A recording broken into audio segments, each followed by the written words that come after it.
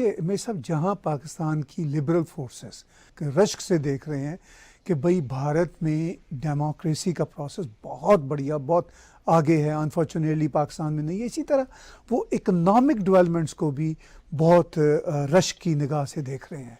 वो वाज़े तौर पर देख रहे हैं कि भारत बहुत लंबे अरसे से और फिर कोविड के बाद एक बार फिर से तरक्कियों की राह पे है, जबकि पाकिस्तान में कोई इकोनॉमिक फ्यूचर नज़र नहीं आता। ये मैं आपको बता रहा हूँ, नुक्ता नज़र पाकिस्तान के जो सेंसिबल पढ़े लिखे लोगों का है, वो उसको वाज़े तौर पर देख रहे हैं। ये गूंज आपको या ये कंपैरिजन आपको भारत में बैठे हुए भी नज़र आता है?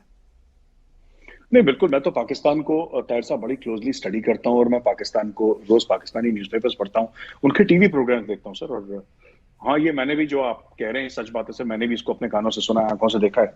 इसमें दो बातें सर। अ, हमारे जो इकोनॉमी के फंडामेंटल्स हैं सर, वो ठीक ठाक हैं। क्या हमारी इकोनॉमी परफेक्ट है? बिल्कुल नहीं। क्या हमारी डेमोक्रेसी परफेक्ट है? बिल्कुल नहीं। क्या हमारी सेकुलरिज्म परफेक्ट है? बिल्कुल नहीं सर। हम ये नहीं कह रहे कि हम लोग परफेक्ट हैं, लेकिन हम धीरे धीरे आगे बढ़ रहे हैं, क्योंकि हम चाह रहे हैं कि हमारे फंडामेंटल स्ट्रांग हो, हमारी इकोनॉमी के फंडामेंटल स्ट्रांग हो। पाकिस्तान की इकोनॉमी इसलिए गड़बड़ा रही है सर, क्योंकि उसके फंडामेंटल्स वीक है सर, उसके बेसिक्स कमजोर हैं।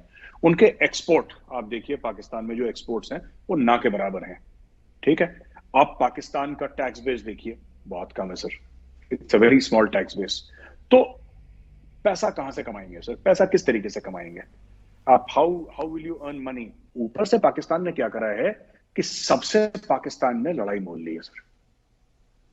पाकिस्तान ने सबसे लड़ाई मोल ली है।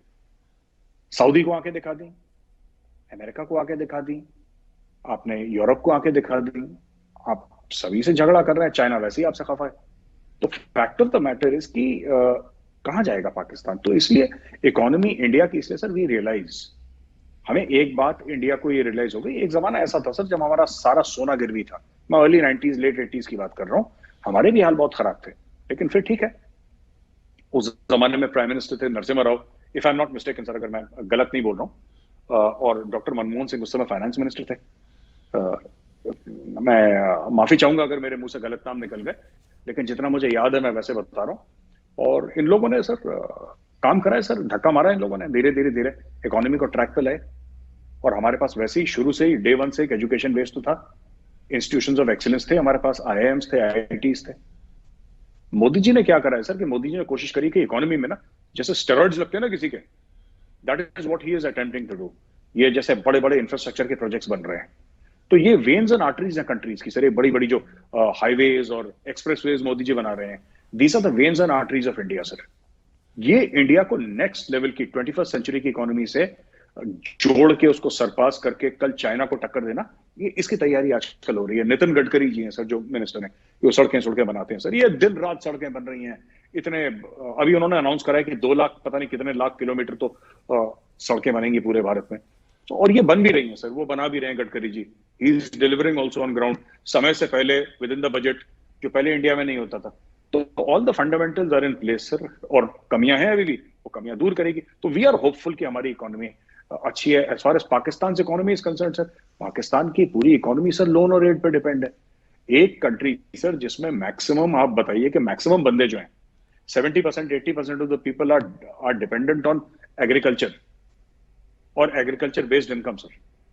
ये पाकिस्तान में, जो मैंने जितना मैं जानता हूं, और माफी चाहूंगा अगर मैं गलत बोल रहा हूं, लेकिन maximum people are engaged in agriculture. वो मुल्क net importer of food grains अगर है, और $10 बिलियन से ऊपर फूड ग्रेन वो हर साल इंपोर्ट कर रहा है, तो ये तो मेरे, ये लॉजिक ही मेरे समझ के बाहर है सर। अगर आपके ज्यादातर बंदे किसान हैं, आपके ज्यादातर बंदे खेत से अनाज उगा रहे हैं, और फिर आप बाहर से भी इंपोर्ट कर रहे हो, so there is something drastically wrong in the way Pakistan is managing all this. बस यही चीज मुझे समझ में नहीं आती सर, कि पाकिस्तान बना क्या रहा है, एक्सपोर्ट क्या कर रहा है और इंपोर्ट क्या कर रहा है, और लॉजिक क्या है उसका। क्योंकि पाकिस्तान स्टडीज में तो बोला है कि आपके 6 मौसम है, 8 पता नहीं कितने मौसम है, दुनिया भर की नदियां आपके पास हैं, आपकी मिट्टी इतनी जरखेज है कि आप मिट्टी के ऊपर मिट्टी फेंकें तो पहाड़ उग जाता है। पता नहीं क्या क्या स्टोरी सुना रखी है सर पाकिस्तान स्टडीज में। अगर ये सब सच है जो पाकिस्तान स्टडीज में लिखा है, तो फिर इतनी प्रॉब्लम क्यों है पाकिस्तान में? आखिर अगर हिंदू साजिश कर रहा है तो कितनी कर लेगा सर साजिश? कितनी? अगर मैं ही हूं हिंदू, मैं कितनी साजिश कर लूंगा सर? दिन में 24 घंटे ही तो साजिश कर लूंगा सर, 24 घंटे में से मैं 36 घंटे तो साजिश नहीं कर लूंगा।